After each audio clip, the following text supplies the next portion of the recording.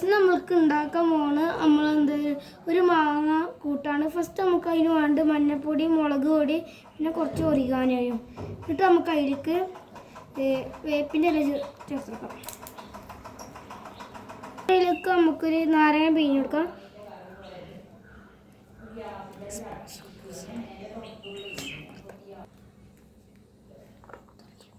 ഇനി നമുക്ക് അതിലേക്ക് ഇത്തിരി എണ്ണ ഒഴിച്ചേക്കാം.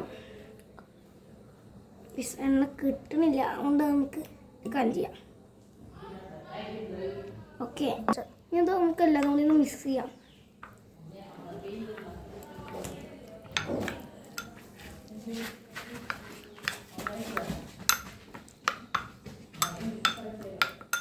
നല്ല മിക്സ് ചെയ്യാം.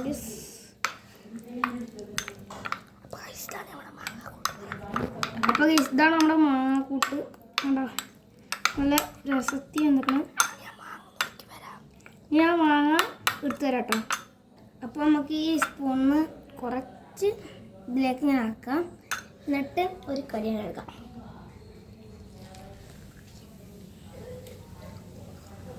ഇതെല്ലാം ഉണ്ടാക്കാം കേട്ടോ. ലൈക്ക് ചെയ്യാം, ലൈക്കും സബ്സ്ക്രൈബും ചെയ്യാൻ മറന്നിട്ടില്ലല്ലോ.